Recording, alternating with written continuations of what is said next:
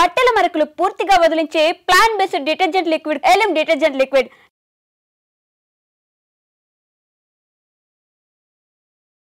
Welcome to iDream. అహ్మదాబాద్లో విమాన ప్రమాదానికి కారణం ఏంటి? అది ఎందులో కుట్ర ఉందా, మానవ తప్పిదం ఉందా, లేదా ప్రకృతి సహకరించలేదా? ఇదే విషయం అంతా మాట్లాడడానికి విమానం పైలట్లో దాదాపు 25 గంటలు ప్రయాణం చేసిన అనుభవం గల కెప్టెన్ గారు ప్రస్తుతం అంటున్నారు. ఆయన పేరు కెప్టెన్ ఎస్ఎన్ రెడ్డి గారు, director, CEO, founder Telangana aviation academy. ఆయన దాదాపు 25 గంటలు పనిచేయడమే కాకుండా 2000 మంది పైలట్స్కి ట్రైనింగ్ ఇచ్చిన వ్యక్తి. ఆ వ్యక్తి ఇంతవరకు కూడా ఎక్కడ కూడా ఎలాంటి ప్రమాదం లేకుండా చేశారు. అతని సర్వీస్లో పైలట్గా వెళ్తున్నప్పుడు బర్డ్స్ ఎలాగ అటాక్ చేసేవి, వాటితో పాటు ప్రకృతి సహకరించకపోతే ఏ విధంగా సేఫ్ ల్యాండింగ్ చేసేవారు, ఒకవేళ డబుల్ ఇంజిన్ పనిచేయకపోతే ఏ విధంగా దాన్ని కంట్రోల్ చేసేవారు, ఒక ఇంజిన్ పనిచేసి మరో ఇంజిన్ బ్లాక్ అయితే ఏ విధంగా దాన్ని ఏటీసీతో సంప్రదించి సేఫ్గా ల్యాండ్ చేయడం, అన్నిటికన్నా ఆయనకు ఒక స్పెషాలిటీ ఉంది. చాలామంది విఐపీస్కి ఆయన పైలట్గా ఉంటారు. ఎందుకంటే ఆయన పైలట్ అయితే సేఫ్ ల్యాండింగ్తో పాటు స్మూత్ ల్యాండింగ్ అనేది ఆయనకు ప్రత్యేకత. చాలా బటర్ ఏ విధంగా మెత్తగా ఉంటుందో అదే విధంగా ఆయన రన్వే మీద ల్యాండ్ చేస్తుంటారు. అంత ఎక్స్పీరియన్స్ ఉన్న ఆయన అహ్మదాబాద్లో జరిగిన విమాన ప్రమాదానికి కారణం ఏంటి, దీంట్లో ఎలాంటి రీజన్స్ ఉన్నాయనే విషయాన్ని చాలా క్లియర్గా ఎక్స్ప్లెయిన్ చేస్తున్నారు. సార్ నమస్తే అండి. నమస్తే అండి. సార్, మీ సర్వీస్లో ఇంత పెద్ద ప్రమాదం అనేది బహుశా చూసుంటారేమో. అయితే ఈ ప్రమాదానికి చాలామంది ఏమంటారు, 4 కారణాలు ఉంటాయంటారు. ఒకటి హ్యూమన్ ఎర్రర్, లేదు వెదర్ ఎర్రర్, లేదు ఇంజిన్ ఎర్రర్, ఇంకోటి ఫ్యూయల్ అనుకుంటా. ఈ 4ట్లో ఏది అయి ఉండొచ్చు? అహ్మదాబాద్లో ఇంత పెద్ద ప్రమాదానికి కారణం అయి ఉండొచ్చు? ఇలాంటి ప్రమాదం ఎప్పుడైనా మీరు చూసారా? Very rarely we come across this sort of ఇది ఎప్పుడో చాలా తక్కువ ఇటువంటి యాక్సిడెంట్స్ అయితే అనమాట. With my experience I can tell that there are 4 reasons, as you mentioned. One could be the very adverse weather conditions, where the weather is beyond the control of the pilot when he is coming for a landing. Maybe suddenly wind shear takes place, or the heavy rain comes, visibility reduces. So at one situation I can say due to the adverse or poor weather conditions, I can say. Okay. ఇంకొకటేమో మనం birds వస్తాయి. Birds ఎయిర్లో ఉంటవి, మేము take off అయ్యేటప్పుడు land దగ్గర ఉన్నాయి కూడా abstraction వస్తాయన్నమాట.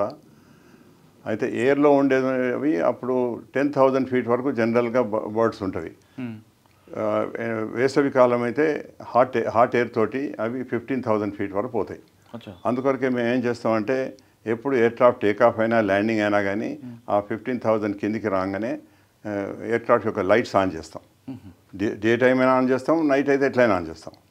అయితే ఏమైతే ఆ బర్డ్స్ ఆ యొక్క లైట్స్ చూసి they get away from our track. So that is the circular issue to all the airlines also. All the airlines all over the world now they use that method of avoiding the birds. అదొకటి. ఇంకా third ఏంటంటే human error. Maybe some action one has to take, either pilot or engineer, whatever it could be. They might not have taken appropriate action. Therefore, an accident can happen also. The last is mechanical failure. Mechanical failure, equipment failure, engine failure, or flap failure also, undercarriage failure also. There are so many failures can take place. Okay. Hydraulic failure also, gear kindi పోకపోవచ్చు, or gear paiki పోకపోవచ్చు, flaps తీసుకుంటే flap may get stuck and all that. Like that, there are so many mechanical failure also we can contribute అన్నమాట. Sir, ఇప్పుడు మనం ఇక్కడ చూస్తున్నాం air ఇండియాది. సాధారణంగా runway మీదకి craft వచ్చిన తర్వాత ఇక్కడ నుంచి ఏటీసీ క్లియరెన్స్ వస్తున్న తర్వాత ఇక్కడ వెళ్ళి ఏ విధంగా టేకాఫ్ అవుతుందండి? ఎంత టైంకి టేకాఫ్ అవుతుంటుందండి? రన్వే బిగినింగ్, అక్కడ ఎయిర్క్రాఫ్ట్ కనుక రన్వే బిగినింగ్ నుంచే టేకాఫ్ అవుతుంది. రన్వే బిగినింగ్ నుంచి రన్వే ఎండ్ వరకు దాదాపు 3 kilometers రఫ్లీ ఉంటుంది అనమాట.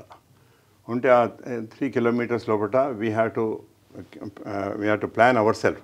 ఆ దినం టెంపరేచర్స్ ఎంత ఉన్నాయి, విండ్ ఎంత ఉన్నది, దాన్ని బట్టి ఉన్న మన ఎయిర్క్రాఫ్ట్ వెయిట్ ఎంత ఉన్నది, దాంతో మనం క్యాలిక్యులేట్ చేసుకుంటాం అనమాట.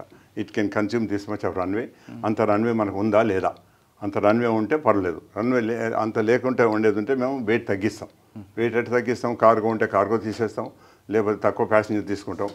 కానీ ఫ్యూయల్ మాత్రం తగ్గాం అనమాట. ఫ్యూయల్ మాత్రం మన ట్రిప్కి ఎంత కావాలో అంత అంత ఫ్యూయల్ తప్పనిసరి ఉండాలి. సార్ టేక్ ఆఫ్ అవ్వకముందు పైలట్ కానీ కో పైలట్ కానీ అదేవిధంగా ఇంజనీర్స్ దీన్ని ఏ విధంగా సరౌండింగ్ మొత్తం చెక్ చేస్తారంటే మనం టెంపుల్కి పోతే ఎట్లయితే మనం రైట్ నుంచి లెఫ్ట్ తిరుగుతాము, అది ఒకటి మాకు కూడా అదే సిమిలర్ స్టైల్ అనమాట. మేము అంటే నేను అనుకున్నాను మేము హిందూస్ మేము అది ఫాలో అవుతాను, all over the world that is being follow. అయితే వస్తాడు అందులో చెక్ లిస్ట్ ఉంటుంది అనమాట. ఇవన్నీ ఎక్స్టర్నల్ చెక్స్, ఇది సరిగా ఉందా ఇది సరిగా ఉందా ఇది సరిగా ఉందా అని అన్ని ఎక్స్టర్నల్ చెక్స్ అంటారు వీటిని. వాడు వచ్చి అక్కడ నుంచి స్టార్ట్ చేసి మొత్తం ఎయిర్ క్రాఫ్ట్ చుట్టూ తిరుగుతాడు. ఆ వింగ్ ఎండ్ నుంచి కంప్లీట్ ఇక్కడికి వచ్చి దీని చుట్టూ తిరిగి మళ్ళీ అర్ధికు వింగ్ ఎండ్కి పోయి మళ్ళీ టేల్ ఎండ్కి పోయి ఇక్కడికి వస్తాడనమాట. అయితే ఏంది ఆ 360 degrees తిరిగి రౌండ్ లోపల మొత్తం ఎక్స్టర్నల్ చూసుకుంటాం అనమాట. వింగ్కి ఏమైనా డ్యామేజ్ అయిందా, లేకపోతే అండర్ క్యారేజ్ ఏమైనా డ్యామేజ్ అయిందా, నోస్ ఏమైనా డ్యామేజ్ అయిందా, మొత్తం ఈయన చూసుకుంటాడు. సాధారణంగా కో పైలట్ డ్యూటీ అది చేసుకుంటాడు. బట్ కొంతమంది క్యాప్టెన్స్ కూడా వాళ్ళ సాటిస్ఫాక్షన్ కూడా వాళ్ళు కూడా వచ్చేసుకుంటాం అన్నమాట. సార్ కెప్టెన్ కో పైలట్ మీరు చెప్తున్నారు, పైలట్ కో పైలట్ ఇదంతా చూసుకున్న తర్వాత ఇదంతా అవుట్ సైడ్ కనిపిస్తుంది, కానీ ఇన్సైడ్ ఉన్న ప్రాబ్లమ్స్ ఎలా ఎవరు ఐడెంటిఫై చేస్తారు? అయితే మాకు ఫ్లైట్ మేము పోకముందు ఒక 1 hour బిఫోర్ ఇంజనీర్ వస్తాడు. 1 hour బిఫోర్ ఒకసారి 2 hours 3 hours బిఫోర్ కూడా వస్తారు. వచ్చి వాళ్ళు తర్వాత చెక్ చేస్తారు. ఇప్పుడు మాకు ఎట్లయితే చెక్ లిస్ట్ ఉంటుందో వాళ్ళకు కూడా ఉంటుంది అన్నమాట. ఏమేమి సిస్టమ్ చెక్ చేయాలి, ఏమేమి ఎక్విప్మెంట్ చెక్ చేయాలి, వాళ్ళు మొత్తం చెక్ చేసుకుంటారు. చెక్ చేసుకొని మాకు వాళ్ళు ఆఫర్ చేస్తారు. I have check this aircraft, every part of it I check, I'm 100% satisfied అని మాకు వాడు సిగ్నేచర్ పెట్టి ఇస్తారు. అప్పుడు క్యాప్టెన్ ఏం చేస్తాడంటే అంతకుముందే వాడు ఎక్స్టర్నల్ చెక్ చేసుకుంటాడు, లోపల ఇంటర్నల్ చెక్స్ ఉంటాయి మళ్ళీ మాకు. ప్రతి ఎక్విప్మెంట్, ప్రతి స్విచెస్, ప్రతి అన్ని పనిచేస్తున్నాయా పనిచేస్తలేదా అని వాడు చెక్ చేసుకుంటారు. when he is satisfied then he will sign that acceptance. ఆ యాక్సెప్టెన్స్ క్యాప్టెన్ సైన్ చేసిన కాడ నుంచి మళ్ళీ ఎయిర్క్రాఫ్ట్ మొత్తం ట్రిప్ అంతా చేసి అక్కడెక్కడ డెస్టినేషన్ ల్యాండ్ అవుతారో, ల్యాండ్ అయిన తర్వాత ఇంజన్స్ ఆఫ్ చేసినప్పుడు అప్పుడు అతడు మళ్ళీ ఇంజనీర్గా అప్పుడు చెప్తాడు. This is the responsibility of the captain from that time till he accepts, till he is given to the engineer. It is his responsibility. ఆ మధ్యన ఏదైనా కానీ హీ షల్ రిపోర్ట్. సపోజ్ నేను ల్యాండింగ్ అయినప్పుడు ఏదో బర్డ్ హిట్ అయింది అనుకోండి, చిన్న బర్డ్ అనుకోండి, ఆ టేక్ ఆఫ్ అప్పుడు ఏదైనా చిన్నది అనుకోండి, ఆ ఫ్లైట్లో ఈయనకి ఏదైనా అబ్నార్మాలిటీ, ఏదైనా డిఫికల్టీ వచ్చింది, ఏదైనా ఎక్విప్మెంట్ సరిగా పనిచేయలేదు, అన్నీ ఆయనే వర్బల్గా రిపోర్ట్ చేస్తాడు, రైటింగ్లో కూడా రాస్తాడనమాట. ఈ సిస్టమ్ పనిచేయలేదు, ఈ సిస్టమ్ పనిచేయలేదు, ఇది అని రాస్తాడు. రాసిన తర్వాత ఇంజనీర్ అవన్నీ చెక్ చేసుకొని వాటికి రెక్టిఫికేషన్ చేస్తేనే he will again offer the aircraft to the another pilot who is taking from that place. Okay sir, ఇప్పుడు ఈ పైలట్ మనం ఈ క్రాఫ్ట్ తీసుకున్నాం బాంబే, మన అహ్మదాబాద్ జరిగింది, అది ఆల్రెడీ ప్యారిస్ నుంచి వచ్చింది. అక్కడ ప్యారిస్ నుంచి కాదు, ఏదో వేరే కంట్రీ ఢిల్లీ నుంచి వచ్చింది. ఏమండి ఢిల్లీ నుంచి వచ్చింది. ఢిల్లీ నుండి అహ్మదాబాద్ వచ్చే క్రమంలో ఏదైనా దాంట్లో ఫాల్ట్స్ ఉన్నాయనుకోండి, అక్కడ ఉన్న ఆ పైలట్ దాని మీద రిపోర్ట్ చేస్తుంటారు. చేసిన తర్వాత ఆయన టేక్ ఓవర్ చేస్తారు ఇంజనీర్కి. అది ఉన్నప్పుడు ఆ రిపోర్ట్ కూడా ఇప్పుడున్న నెక్స్ట్ వచ్చిన పైలట్ చూస్తారా? చూస్తారు. అంటే ఇప్పుడు ఉన్నది కాకుండా ఈ ముందు నాట్ ఓన్లీ దట్, ఇంకా అంత ముందు కూడా ఏమన్నా ఉన్నాయని చూస్తాం. చూసి అందులో ఎన్ని ఉన్నాయి అవన్నీ రెక్టిఫికేషన్ అయ్యా అది కూడా చూస్తాం అనమాట. సో మళ్ళీ ఈ ఇంజనీర్ కూడా అన్ని చూసుకొని ఇతడు కూడా సర్టిఫై చేస్తాడు. సర్టిఫై చేసినాక మేము ఈ ఎక్స్టర్నల్ చెక్స్ ఇంటర్నల్ చెక్స్ అన్ని చేసుకున్న తర్వాత సాటిస్ఫై అయితే we accept that aircraft. Okay sir, ఇప్పుడు మనం ఫ్లైట్ అహ్మదాబాద్ ఫ్లైట్ తీసుకుందాం అంటే ఇక్కడ మీరు చెప్తున్నట్లుగా రన్వే నుంచి స్టార్ట్ అవుతుంది, 3 kilometers తర్వాత టేక్ ఆఫ్ అవుతుంది. టేక్ ఆఫ్ అయినప్పుడు ఫ్యూల్ ఏ విధంగా వింగ్స్కి వెళ్తుంది, టేక్ ఆఫ్ అయిన కొద్ది క్షణాల్లో ఎందుకు అది ల్యాప్స్ అయింది అనుకుంటారు? మనం ఇక్కడ చూద్దాం సార్. టేక్ ఆఫ్ కొరకు టేక్ ఆఫ్ అయినప్పుడు ఎయిర్క్రాఫ్ట్ ఫుల్లీ లోడెడ్ ఉంటాయి. ఎస్పెషల్లీ అహ్మదాబాద్ నుంచి లండన్ పోయే దానిలో ఫుల్ ఫ్యూయల్ తీసుకోవాల్సి వస్తుంది. ఎందుకంటే వాళ్ళు లండన్ నుంచి మన అహ్మదాబాద్ నుంచి లండన్ పోవాలి, లండన్ నుంచి లండన్లో వెదర్ బాగలేకపోతే మళ్ళీ ఇంకొక డైవర్షన్ ఎయిర్ఫీల్డ్ ఉంటుంది, అక్కడికి పోవాలి. ఆడ పోయిన తర్వాత కూడా మళ్ళీ అక్కడ ఏదైనా వెదర్ ప్రాబ్లం ఉంటే 45 minutes he should be able to ఎయిర్లో ఉండి ల్యాండ్ కావాలి. That is the regulation. ఇప్పుడు ఏమవుతుంది, మనం తోవల పోతుంటే పాకిస్తాన్ ఉంది, ఆ పాకిస్తాన్ మీద మనం ఇప్పుడు పోవద్దు, Pakistan air space. So we avoid that and go. When we avoid that and go, it again extra distance we have to cover. So he has to cater extra fuel for that also. అది పోగా మళ్ళీ వీడు weather report తీసుకుంటాడు, ఇక్కడ నుంచి లండన్కి weather ఎట్లుంది, మధ్యన ఏదైనా వెదర్ సివియర్ ఉంది, సైక్లోన్ ఉంది, అక్కడ డిప్రెషన్ ఉంది ఇదని చెప్తే దాని ప్రకారంగా మళ్ళీ ఎక్స్ట్రా ఫ్యూయల్ తీసుకుంటాడు. ఎందుకంటే అక్కడ కూడా వెదర్ ఉంటే వెదర్ని అవాయిడ్ చేసి పోవాలి కదా. ఇదంతా క్యాలిక్యులేషన్ చేసుకునేది క్యాప్టెన్ రెస్పాన్సిబిలిటీ. క్యాప్టెన్ చేసుకొని కమర్షియల్ వాళ్ళు ఉంటారు కదా, ఎవరైతే టికెట్ మన ప్యాసింజర్ని తీసుకుంటారో వాళ్ళకి మేము ఇస్తాం అనమాట. ఇంత ఫ్యూయల్ నాకు కావాలి. అయితే వాడు ఏం క్యాలిక్యులేట్ చేస్తారు, ఎయిర్క్రాఫ్ట్ వెయిట్ ఇంత, ఈ ఫ్యూయల్ వెయిట్ ఇంత, ప్యాసింజర్స్ ఇంతమంది ఉన్నారు, ఈచ్ ప్యాసింజర్ రఫ్లీ వీ టేక్ 75 kilos. 100 passengers ఉంటే 100 into 75, 1000 ఉంటే 1000 into 75. That is the calculation generally. మనం ఈచ్ ప్యాసింజర్కు బ్యాగేజ్ ఉంటుంది, అట్లీస్ట్ ఒక 10 kgs అనుకోండి. 10 kg హ్యాండ్ బ్యాగేజ్.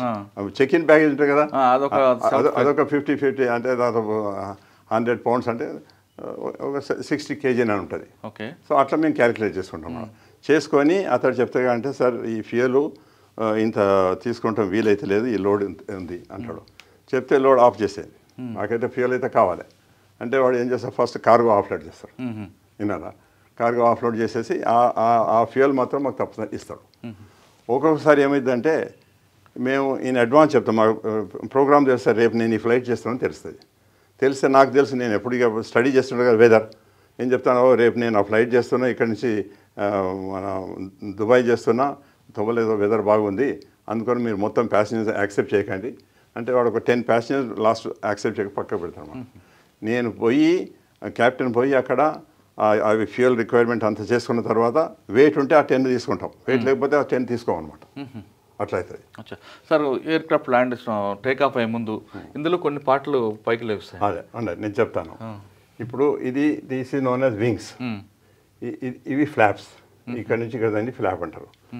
ఈ ఫ్లాప్ మనకు ల్యాండింగ్ వచ్చినప్పుడు ఇక్కడ నుంచి ఇంతవరకు ఎక్స్టెండ్ అవుతుంది. అయితే ఏమవుతుంది, ఇట్లా వచ్చి ఇట్లా తిరుగుతుంది అనమాట. ఎందుకంటే ల్యాండింగ్ అప్పుడు మన స్పీడ్ తక్కువ ఉంటుంది, డ్రాగ్ ఉంటుంది. This also creates lift. ఇంతవరకు లిఫ్ట్ వస్తుంది, దాని తర్వాత డ్రాగ్ వస్తుంది అనమాట. ఓకే. అది that is the system for landing. Take off చేసినప్పుడు ఏం చేస్తాం, దీన్ని ఇంతవరకు తీసుకుంటాం. తీసుకుంటే ఏమైతే ఇంత ఏరియా ఎక్స్టెండ్ అయింది, ఇంత ఏరియా ఎక్స్టెండ్ అయింది. ఈ ఎక్స్టెండ్ అయింది, ఇది ఒక లిఫ్ట్ ఇస్తుంది, ఇది ఒక 80% లిఫ్ట్ ఇస్తుంది అనుకోండి, ఇది ఒక 20-25% లిఫ్ట్ ఇది ఇస్తుంది. This is an additional lift it gives. ఎందుకంటే టేక్ ఆఫ్ అప్పుడు మనకి అడిషనల్ లిఫ్ట్ కావాలి, అందుకొరకని ఈ ఫ్లాప్స్ వాడతాం అనమాట. అయితే ఇక్కడ ఏమవుతుంది, టేక్ ఆఫ్ అయిన తర్వాత మనం వీల్స్ పైకి తీసుకుంటాం. వీల్స్ ఏమో డ్రాగ్ ఇస్తాయి, it gives lift but that gives drag. Drag అంటే రెసిస్టెన్స్, దాంతో కొంచెం మనకు స్పీడ్ తగ్గుతుంది, ఆటంగా ఉంటాం అనమాట. టేక్ ఆఫ్ అయినాక 100 feet లోపట్టే మేము గేర్ అప్ అంటాం, క్యాప్టెన్ అంటాడు, కో పైలట్ ఇస్తాడు. దానికి రౌండ్ నాబ్ ఉంటుంది, రౌండ్ నాబ్ బట్టి ఇట్లా అంటాడు, అంటే వీల్స్ పైకి పోతాయి. తర్వాత ఒక 1000 feet 1500 feet వచ్చిన తర్వాత captain will say give me flops up. అప్పుడు ఆ ఫ్లాప్స్ లివర్ ఇట్లా ఉంటుంది అనమాట. ఆ లివర్ తోటి ఇట్లా పైకి అంటే అప్పుడు ఇక్కడ ఫ్లాప్స్ ఇక్కడ పోతాయి. ఓకే. సో ఇక్కడ ఈ పర్టికులర్ యాక్సిడెంట్లో మేము ఏమనుకుంటున్నాం అంటే, ఆడ నేను విజువల్ చూస్తే గేర్ కిందికి ఉన్నది, ల్యాండింగ్ గేర్ కిందికి ఉంది. అంటే ఏంది, ల్యాండింగ్ గేర్ తీసుకోలేదు, పైకి తీసుకోలేదు. ఇగోండి ఇవి వీల్స్ అనమాట, ఇవి వీల్స్ కిందికి ఉన్నాయి, కనపడుతుంది మనకు. ఇట్లా వీల్స్ పైకి పోతాయి, ఇక్కడ వీల్స్ కిందికి ఉన్నాయి. అవును, ఇట్లనే పోయేది యాక్సిడెంట్ అయింది అనమాట. కానీ వీల్ లోపలికి ఉండాలి కదండి. అదే తీసుకోలేదు, అదే అని చెప్తున్నా. టేక్ ఆఫ్ అయిన తర్వాత క్యాప్టెన్ వీల్స్ అప్ అని ఉండొచ్చు, వీడు పొరపాటుతోటి ఫ్లాప్స్ అప్ చేస్తాడు. ఎవరికి ఏంది, వీల్స్ ఏమో డ్రాగ్ ఇస్తున్నాయి, ఈ లిఫ్ట్ పోయింది. లిఫ్ట్ పోయే వరకు ఎయిర్క్రాఫ్ట్ సింక్ అవుతుంది. ఆ సింక్ అయిన వరకు ఇంత అక్కడ బిల్డింగ్స్ ఉన్నాయి, బిల్డింగ్స్ మీద సింక్ అయినట్టు. So that is one probability I can tell you. ఇది వీల్స్ కిందుకున్నాయి. అదే మన స్పాట్లో కూడా చూసినప్పుడు వీల్స్ మనకి పక్కన పడిపోయి కనిపిస్తాయి. అదే రెండు వైపులా. సో దాంతో ఇది ఒకటి small human error is likely. Okay. The captain must have asked him, okay wheels up, he must have given flops up. అయ్యో, దట్స్ పాసిబిలిటీ ఉందన్నమాట. అయ్యే వరకు ఆ లిఫ్ట్ పోయి ఎయిర్క్రాఫ్ట్ సింక్ అయింది. ఆ సింక్ అయిన దగ్గర ఆ బిల్డింగ్స్ లేకపోయేది ఉంటే ప్రాబబ్లీ సింక్ అయి కొంచెం దూరం పోతుంటే మళ్ళీ again they would have realised and taken the flaps and climbed up. లేకున్నా కానీ క్లైంబ్ అవుతుంది, కానీ ఆ ఉన్న మిగతా లిఫ్ట్ తోటి క్లైంబ్ అవుతుంది, కానీ స్లోగా క్లైంబ్ అవుతుంది. కంప్లీట్ లోపలికి వెళ్ళిపోయింది. అంటే ఎంత ఫీట్కి వెళ్ళాక సార్ ఇది యూజువల్గా మేము టేక్ ఆఫ్ అయినాక 100 feet, around 100 feet as far the wheels up. Sir ఇప్పుడు మనం చూస్తున్నాం ఇది ఇంత పొగ వచ్చిందంటే లక్షల లీటర్ల ఫ్యూల్ కలర్ దాంట్లో మోర్ దెన్ 1 lakh లీటర్స్ ఉన్నాయి అలా. ఇప్పుడు అంత లాంగ్ డిస్టెన్స్ పోతున్నాడు కనుక ఫుల్ ఫ్యూయల్ తీసుకోవాల్సి వస్తుంది. అసలు భయంకరంగా ఉంది కదా సార్. అవునండి. అది ఎంత టెంపరేచర్ వస్తుంది మళ్ళీ స్పాట్ చూస్తుంటే. అంటే ఆ బిల్డింగ్ సార్ ఇప్పుడు ఇక్కడ బిల్డింగ్ కనిపిస్తుంది. ఒకవేళ బిల్డింగ్ లేకపోయి ఉంటే అది మీరు అన్నట్లుగా సేఫ్గా పోగలుగుతుంది. కొంచెం దూరం పోయిన తర్వాత they would realise if the mistake of the human error చేసిండో దాన్ని వాళ్ళు రెక్టిఫై చేసుకొని they would survive. That is one aspect. ఇంకా next I will discuss about the technical aspect, mechanical aspect. ఈ కేసులో ఇప్పుడు ఏమనిపిస్తుందంటే మాకు చూస్తే 2 ఇంజన్లు ఫెయిల్ అయినాయి. అవుతాయి సార్ సాధారణంగా? 1 in 10 million I can say. Very rarely it happens. దాని కొరకు ఏం కారణం ఉందంటే 2 ఇంజన్లకు ఫ్యూయల్ పోతుంది. ఫ్యూయల్ పోతేనే ఫ్యూయల్ తోడే అది నడుస్తుంది అనమాట. ఆ ఫ్యూయల్ పోయి అయితే ఫ్యూయల్లో ఏదైనా చెత్త రావచ్చు, దాన్ని మేము కంటామినేషన్ అంటాం. ఫ్యూయల్ కంటామినేషన్ తోటి కూడా కావచ్చు. ఇంజన్లకు పోతుంది, ఆ ఫిల్టర్ల దగ్గర పోయే వరకు చెత్త ఉండే వరకు ఫ్యూయల్ పోదు ఫిల్టర్ నుంచి, అదొకటి. ఇంకోటి ఏదైతే ఫ్యూయల్ పంప్స్ ఉంటాయో ఫ్యూయల్ పంప్స్ కూడా ఫెయిల్ కావచ్చు. దీనిలో కూడా కంప్యూటరైజ్ సిస్టమ్ ఉందన్నమాట. దాన్ని మేము ఫ్యాడెక్ అంటాం. ఆ కంప్యూటరైజ్ సిస్టమ్ నుంచి ఆ ఫ్యూయల్ అక్కడికి వచ్చి ఆడ నుంచి తీసుకొని ఏ ఇంజన్కి ఎంత ఫ్యూయల్ కావాలో సప్లై చేస్తాం అనమాట. So that is known as FADEC system. ఇప్పుడు ఏమనిపిస్తుంది నాకు, అయితే కంటామినేషన్ తోటన్నా ఫ్యూయల్ పోలేదు ఇంజన్లకు, ఇంజన్లు అయిపోవచ్చు 2 ఇంజన్లు. లేకుంటే ఈ ఫ్యాడెక్ ఫెయిల్ అయి కూడా ఇంజన్లకు ఫ్యూయల్ పోలేదన్నమాట. These are the 2 reasons why the engine fuel starvation has happened. Fuel ఇంజన్లో పోలేదు. ఓకే. రెండోది హ్యూమన్ ఎర్రర్ అక్కడ మీరు చెప్తున్నట్లుగా. అయితే ఇక్కడ హ్యూమన్ ఎర్రర్ ఎక్కడైందంటే ఆ ఫ్యూయల్ కంటామినేషన్ సాధారణంగా ఇంజనీర్ చెక్ చేస్తాడు before the fuel is uplifted into the, వాడు ఐఓసి వస్తాడు కదా, పెద్ద ట్యాంకర్ తీసుకొస్తాడు. దానిలో నుంచి శాంపుల్ తీసుకొని ఇంజనీర్కి ఇస్తాడు. ఇంజనీర్ దాన్ని చెక్ చేసుకొని దానిలో ఏదైనా వాటర్ కంటెంట్స్ ఉన్నాయా అని దానిలో ఒకటి డ్రాప్ వేస్తాడు. వేస్తే తెలుస్తుంది వాటర్ కంటెంట్ అది. లేకపోతే he will say okay you uplift. So fuel ఇస్తాడు అది. This is 1 check he does. ఇంకా మనం ఇంకేదన్నా ఉండి తర్వాత అది మరి దాన్ని మనం సాబిటేజ్ అనొచ్చు, లేకపోతే ఇంకేమన్నా అనొచ్చు మనం దాన్ని. ఏదైనా what ever reason it could be, if the fuel has not gone to the engine, engines will fail. This is what I can think here. Both engines have failed. Okay. With the result, pilot can do nothing. Okay. At least 30,000 feet లో 40,000 feet లో ఉన్నా అంటే ఆయనకి time ఉంటుంది. ఇగో నాకు ఇట్లా 2 engines fail అయినాయి, మళ్ళీ దానికి కరెక్షన్ చేసుకొని వాడు మళ్ళీ స్టార్ట్ చేస్తే ఒక్కొక్క ఇంజన్ స్టార్ట్ చేసుకుంటే అంత టైం ఉంటుంది. ఇక్కడ టైం లేదనమాట. హైట్ లేదు, టైం లేదు, 2 లేవు. వరకు దాంతో పైలట్ అట్ ది మోస్ట్ ఆయన ఓసారి మేడే మే అనే టైం కూడా ఉండదు. But here at least co pilot side mayday అని అన్నాడు వాడు. సార్ ఇక్కడ ఆ బిల్డింగ్స్ ఉన్నాయి కాబట్టి ఆ ఫోర్స్లో వచ్చి నోస్ టచ్ అవ్వడం, బయటికి ముక్కు రావడం, వెనకేమో టైల్ ఉంటుంది. దాంతో బస్ట్ అయిపోయింది అన్నమాట. ఎయిర్క్రాఫ్ట్ బస్ కాగానే ఫ్లేమ్స్ వచ్చేసినాయి. సార్ ఇప్పుడు ప్రమాదం ఎలా జరిగింది అనేది కాక్పీట్లో ఉన్నది కానీ లేదంటే పైలట్ మాట్లాడుకుందంతా కూడా బ్లాక్ బాక్స్. అంటే అహ్మదాబాద్లో విమానం కాదు, ఎక్కడ ప్రమాదం జరిగిన ప్రమాదానికి ప్రధాన కారణం ఎలా తీసుకోవాలనుకుంటే బ్లాక్ బాక్స్ అంటారు. కానీ ఆరెంజ్ కలర్లో ఉంటుంది బ్లాక్స్. ఈ బాక్స్ ఎక్కడ ఉంటుంది? ఈ బాక్స్ ద్వారా ఏ విధంగా మనం ఐడెంటిఫై చేయొచ్చు చెప్తాను. ఇప్పుడు ఓల్డెన్ డేస్లో ఈ సిస్టమ్ లేనప్పుడు యాక్సిడెంట్ అయితే ఏమైనా విజువల్గా ఎవరైనా చూసిన వాళ్ళు చెప్తే మనం అది బిలీవ్ చేస్తాం, లేకపోతే అక్కడ పడ్డ పార్ట్స్ని బట్టి మనం ఇన్వెస్టిగేషన్ చేస్తాం. ఇప్పుడు మోడర్న్ డేస్ లోపల ఇన్వెస్టిగేషన్ కొరకు ఇది చాలా ఇంపార్టెంట్ ఎక్విప్మెంట్ అనమాట. దీన్ని బ్లాక్ బాక్స్ అంటారు, కలర్ మాత్రం ఆరెంజ్ ఉంటుంది.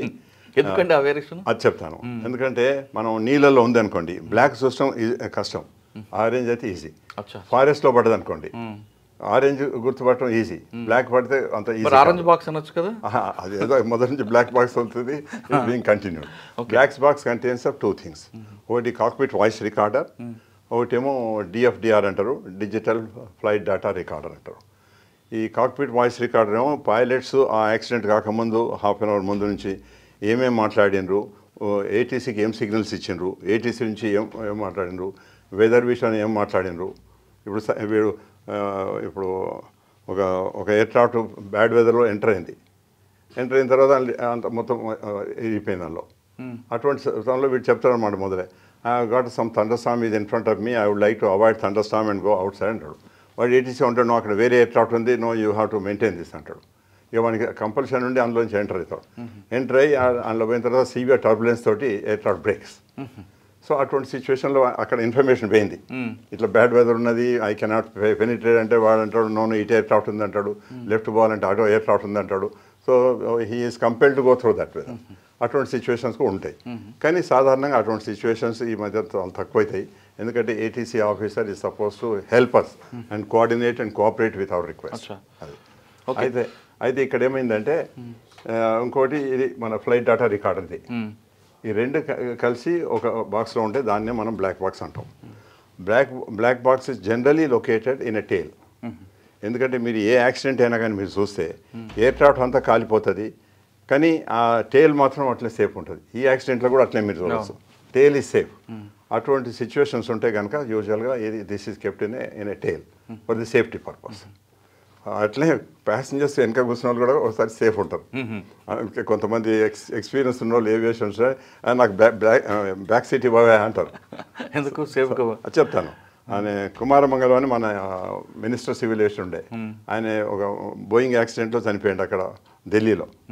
అయితే ముందటి ప్యాసింజర్స్ అంతా చనిపోయింది, ఈయన ముందర బిజినెస్ క్లాస్ కదా ముందర కూర్చున్నాడు, ఈయన చనిపోయాడు. వెనక కూర్చున్న 35-40 వాళ్ళు అంతా సేఫ్ అయిపోయారు. అది ఇంపాక్ట్ అయినప్పుడు ఏమైంది, ఎయిర్క్రాఫ్ట్ ఇరిగింది. ఇరిగేవారికి ఫ్రంట్ పోర్షన్ ముందర పడ్డది, అందులోనే ఫ్యూయల్ అదంతా ఉన్నది, వాళ్ళంతా చచ్చిపోయారు. ఈ వెనక పోర్షన్లో ఫ్యూయల్ లేదు, ఏం లేదు కనుక వాళ్ళంతా బతికారు. అందరూ ఎక్కువగా బ్యాక్ ప్రిఫర్ చేయాలి. అందుకని అప్పటి నుంచి I have seen some people preferring sir నాకు వెనక సీట్ ఇవ్వండి అని అంటారు. కానీ వెనక సీట్తో ఒక డిసడ్వాంటేజ్ ఏంటంటే మనం టర్బులెన్స్లో పోయినప్పుడు ఆ టేల్ ఇట్లా ఎక్కువ షేక్ చేస్తాం అనమాట, ముందర కొంత తక్కువ షేక్ చేస్తుంది. సార్ ఇందులో రికార్డర్ ఎన్ని రోజులు ఉంటుంది? ఒకవేళ సముద్రంలో పడినా, నీటిలో పడినా, లేదా మంటల్లో ఉన్నా ఏమైనా డ్యామేజ్ అవుతుందా? ఇక్కడ రాసింది కదా 22 అవర్స్ 40 అవర్స్ ఒక్కొక్క ఎక్విప్మెంట్ మట్టి ఉంటుంది అనమాట. అందుకొరకే ఆ నీళ్ళల్లో పడిందంటే దానికి ఒక సిగ్నల్ వస్తుంది అనమాట. ఆ నీళ్ళు తలగానే ఆ సిగ్నల్ వస్తుంది. ఆ సిగ్నల్ తోటి కూడా మనం గుర్తుపట్టి లొకేట్ చేయవచ్చు అనమాట. మంటల్లో పడితే ఆ సిగ్నల్ మనకు కనపడుతుంది. అంత మంట అయిపోయిన తర్వాత తీస్తే ఆ బాక్స్ సేఫ్గా ఉంటుంది. ఏం డ్యామేజ్ కాదు. అది ఒక అటువంటి మెటీరియల్ తోటి చేస్తారు అనమాట. సార్ కాక్పిట్లో వాయిసే కాకుండా ప్రయాణికులు మాట్లాడుకున్న వాయిస్ కూడా రికార్డ్ అవుద్దా? లేదు, only cockpit voice record. Cockpit నుంచి కనుక ఆయన ఏదైనా అనౌన్స్ చేస్తాడు అది రికార్డ్ అవుతుంది. ఇప్పుడు నేను మీకు చెప్తాను, నేను ఒకసారి విజయవాడ నుంచి హైదరాబాద్ వస్తున్నాను యాబ్రో విమానంలో, నాకు రైట్ ఇంజన్ ఫైర్ అయింది. It was in the night. ఆ ఫైర్ వచ్చే వరకు ప్యాసింజర్స్ అంతా మంట చూసి భయపడిపోయారు అనమాట. భయపడితే ఎయిర్ హోస్టెస్ లోపలికి వచ్చి సార్ మంట అని వచ్చింది. నేను చెప్పిన చూప్ అని చెప్పి నేను అది యాక్షన్ తీసుకుని దాన్ని కంట్రోల్ చేసిన. మాకు ఫైర్ ఎక్స్టెన్షన్ ఉంటుంది, ఫైర్ ఎక్స్టెన్షన్ తోటి కొట్టేస్తే కంట్రోల్ అయిపోయింది. తర్వాత నేను చెప్పిన ఇప్పుడు now go and see, sir మంట పోయింది. So that's the action we had taken. That's the appropriate action a pilot is suppose to take. దాని కొరకు కూడా కొన్ని సెకండ్స్ టైం ఉంటుంది అనమాట. ఆ సెకండ్స్ లోపలనే మనం చేసేది ఉంటే ఆ ఫైర్ ఆ లోపలనే కన్ఫైన్ ఉంటుంది, ఆ ఎక్స్టింగ్విషర్కి ఎక్స్టింగ్విష్. అది మనం డిలే చేసేది ఉంటే ఆ ఫైర్ బయటకు వచ్చిన తర్వాత మనకి కొడితే ఆ లోపల కంట్రోల్ అయితే బయట కంట్రోల్ కాదు. అందుకొరకే when we give training to them we insist upon it that they should identify as quick as possible and take action as quick as possible. Sir ఇప్పుడు హెయిర్ హోస్టల్ లోపలికి వచ్చేసి పాసెంజర్ టెన్షన్ పడుతున్నారు sir అని చెప్పారు. ఇంకోటి నేను అయిన తర్వాత మీరు వాళ్ళకి రెస్పాండ్ అవుతారా? అదే అయితే నేను ఆ సిచ్యువేషన్ ఏం చేసినానంటే, అవును మీరు ఫస్ట్ ఏటీసీకి ఇన్ఫార్మ్ చేసిన, ఇట్లా నాకు ఫైర్ ఉంది, ఒక ఇంజిన్ మీద వస్తున్నా, నాకు ప్రియారిటీ ఇవ్వండి ల్యాండింగ్ కొరకు. ఓకే చేసిన తర్వాత నేను ప్యాసింజర్కి అనౌన్స్ చేసిన, since it's the night you almost have notice right side ఇంజిన్కి ఫైర్ వచ్చింది. Now you can see I have controlled it also with all my experience and actions. So you don't have to worry at all. మీరేం కూడా కొంచెం రంది పెట్టుకునే అవసరం లేదు, will be landing safe. కానీ ఒకటి ఏంటంటే మనం ఈ ఒక ఇంజన్ షట్ డౌన్ చేసినా కనుక స్పీడ్ తగ్గిపోతుంది, మనం 10 minutes ఎక్కువ లేట్గా ల్యాండ్ అవుతాం అని చెప్పిన. They are confident. అది తర్వాత మళ్ళీ ఆ దినం అక్కడ లైట్నింగ్ అవుతుంది అనమాట. ఇటువంటి లైటింగ్ అవుతుంటే ఎయిర్ హోస్టెస్ చెప్తుంది, సార్ అంత లైటింగ్ ఉంది, ప్యాసింజర్స్ అంత వరీ ఉన్నారు సార్ అని. అంటే యూ డోంట్ వరీ అని చెప్పిన. చెప్పి మళ్ళీ నేను ప్యాసింజర్ అనౌన్స్ చేసిన, I know since it's the night pitch darkness, you may be seeing some lightning here there. You don't have to get worried. I have weather radar in my aircraft.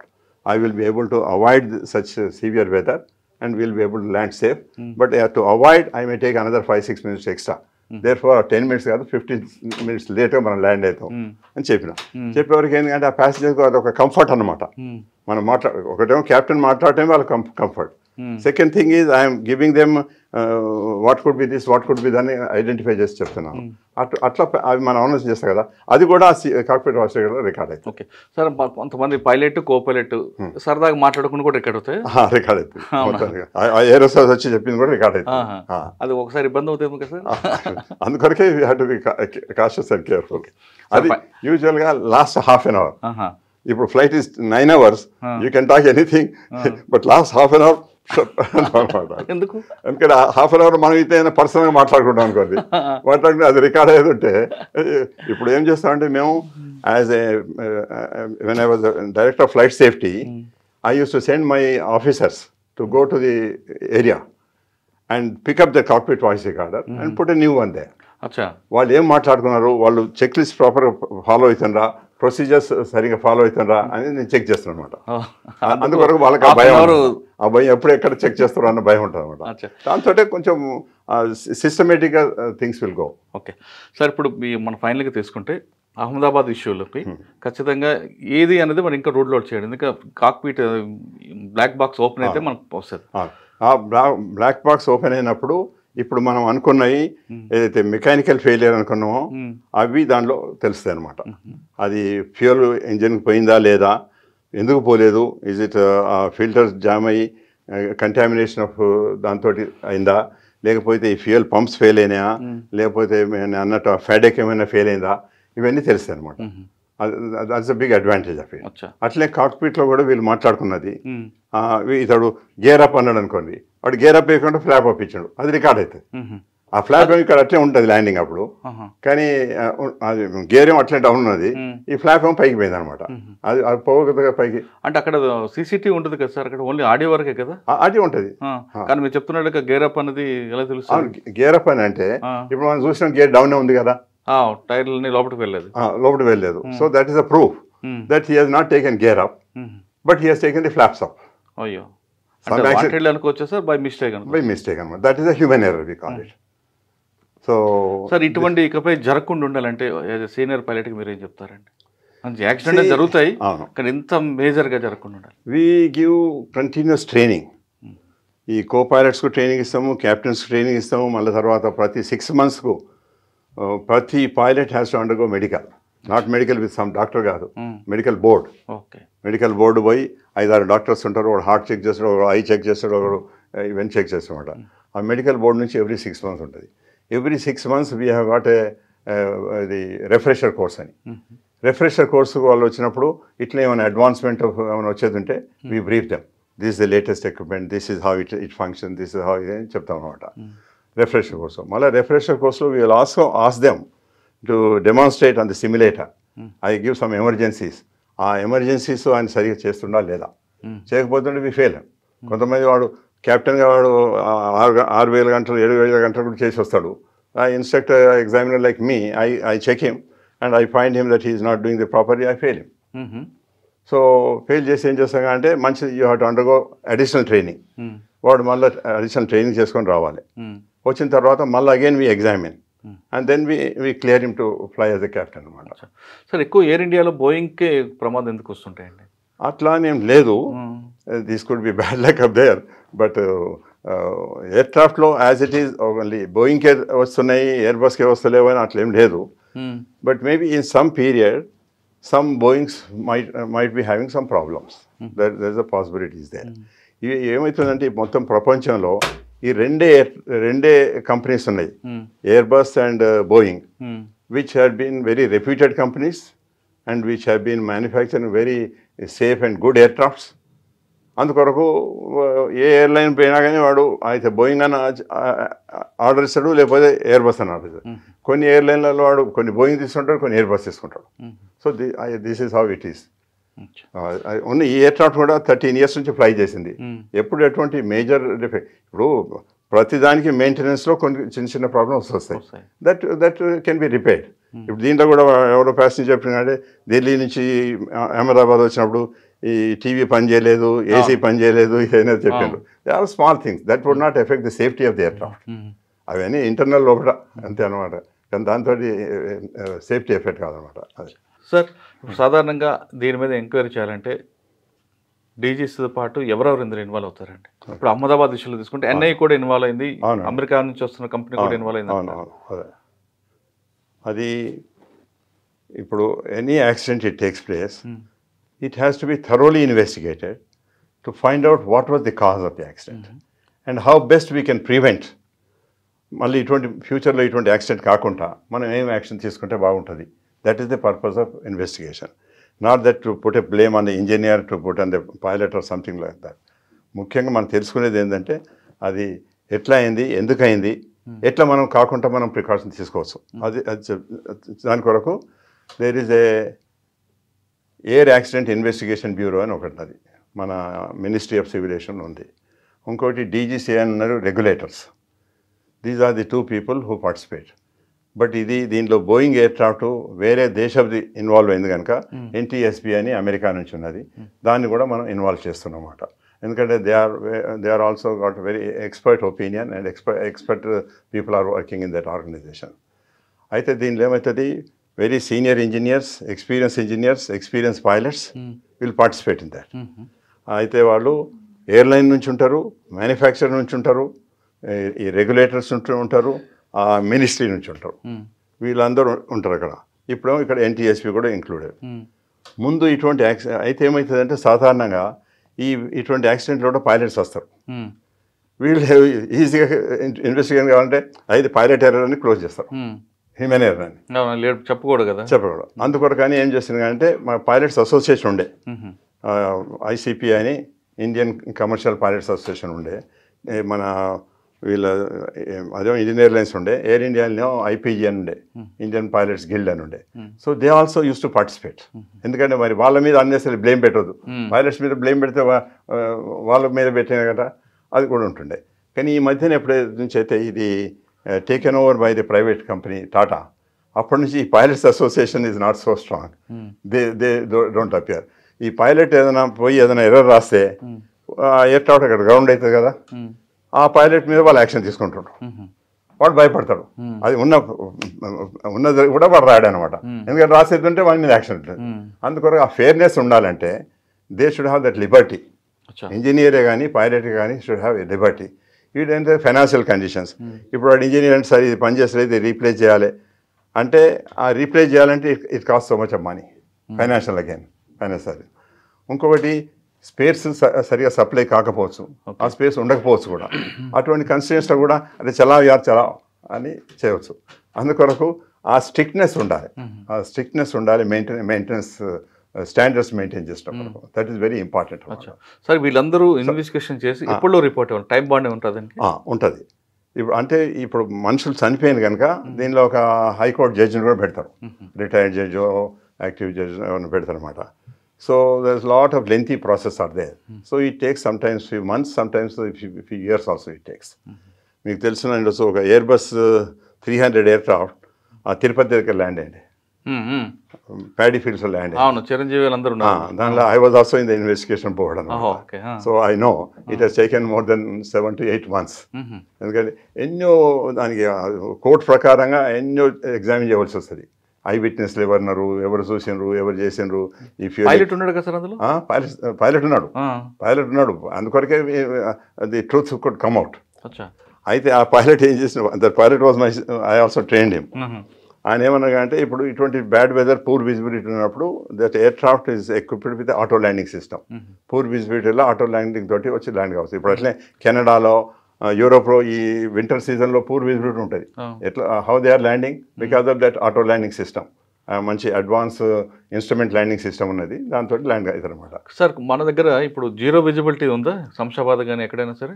No, zero visibility కాదు, కానీ 200 meters తోటి land అవటం ఢిల్లీలో ఉన్నది, ఇప్పుడు లక్నోలో ఉన్నది, మెల్లమెల్ల కొన్ని ప్లేసెస్ వస్తుంది అనమాట. ఓకే, ఇప్పుడు మీరు చిరంజీవి గారు ఫ్లైట్ విషయం చెప్పి బోయింగ్ది నెల్లూరు దగ్గర ల్యాండ్ అయింది, దానికి కారణం ఎవరిదండి? వెదర్దా?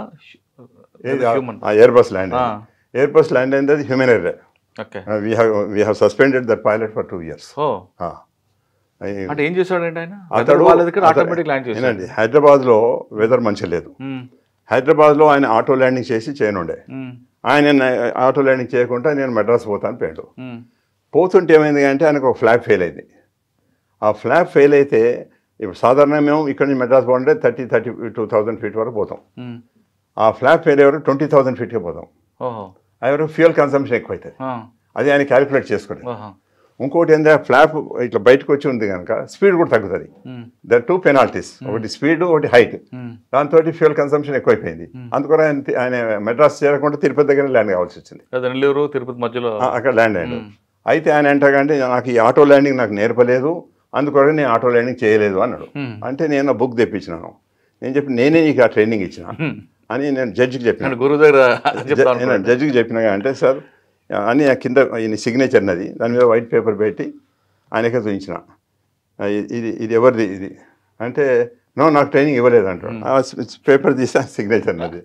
చెప్పిన మరి ఇది ఎట్లా చెప్పు అంటే ఇక వాడు నోరు మూసుకున్నాడు అనమాట. అయితే జడ్జి కూడా అన్నాడు అడిగేసేది, see because you are there you could take out the truth that you are trained him. అందులో నేను రాసినగా అంటే I had trained him, first I had demonstrated to him, I had trained him, then he has demonstrated to me to my satisfaction అని ఆయన signature నా signature అన్నది. So అట్లా అంటే అందులో 2 సంవత్సరాలు సస్పెండ్ అండి. సస్పెండెడ్. సార్ ఫైనల్గా మనకు ఒకసారి చెప్పండి, ఇప్పుడు ఈ ఇన్సిడెంట్లో చనిపోయిన ప్రయాణికులకి మాత్రం ₹1,00,00,000 ఇస్తామని ప్రకటించారు. ఆ బిల్డింగ్ కూలిపోయిన హాస్పిటల్కి కట్టిస్తామని ప్రకటించారు టాటా కంపెనీ. కానీ పైలట్ కానీ ఎయిర్ హోస్టెస్ చనిపోయారు కాబట్టి వాళ్ళకి ఏమైనా నష్టపరిహారం ఉంటుందా? వాళ్ళకు కూడా ఇన్సూరెన్స్ కవరేజ్ ఉంటుంది. ఇన్సూరెన్స్ కవరేజ్ వాళ్ళ యొక్క ఏజ్ని బట్టి, ఎక్స్పీరియన్స్ని బట్టి వాళ్ళ ఇన్సూరెన్స్ ఉంటుంది అనమాట.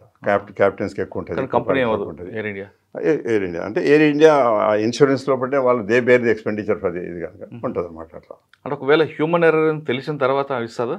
తెలిసినాక కూడా ఇస్తారు. ఇదివరకైతే ఇచ్చిండ్రు. They should not say that ఇది కోపైలట్ ఎర్రర్ కానీ కోపైలట్కి ఇవ్వము అని అట్లా ఇదివరకైతే కాలేదు. ఎందుకంటే ఆయనకి ఏం బ్యాడ్ ఇంటెన్షన్స్ లేవు. ఏదో by error he has done it by mistake. ఆయన కూడా చనిపోతాడు. ఆయన కూడా చనిపోయాడు కదా, అందుకొరకు ఇది సిస్టమ్ లేదు ఇదివరకు. అహ్మదాబాద్ లాంటి ప్రమాదం ఇకపై జరగకుండా ఉండాలంటే పైలట్స్కి రెగ్యులర్గా ట్రైనింగ్ అవసరం అంటున్నారు ఎస్ఎన్ రెడ్డి గారు. ఏదో వాళ్ళ సీనియరిటీ ఉన్నా 8 గంటల ప్రయాణం చేస్తారని ఎక్స్పీరియన్స్ కనిపిస్తున్నా రెగ్యులర్ ట్రైనింగ్ చేయాలి. అదేవిధంగా మెడికల్ బోర్డు ముందు వాళ్ళకి కూర్చోబెట్టి వాళ్ళకి ఎలాంటి హెల్త్ ఇష్యూస్ ఉన్నాయనే విషయాన్ని షార్ట్అవుట్ చేస్తే ఇకపై ఇలాంటి సంఘటనలు జరగకుండానికి ఒక ఆపర్చునిటీ ఉంది అంటున్నారు ఎస్ఎన్ రెడ్డి గారు. అహ్మదాబాద్ విమాన ప్రమాదంపై ఎస్ఎన్ రెడ్డి గారితో ఎక్స్క్లూజివ్ ఇంటర్వ్యూ. వచ్చే వారం మరో విషయంలో మళ్ళీ కలుద్దాం. అంతవరకు నమస్తే. Thank you sir. Thank you very much. నమస్తే. Thank you.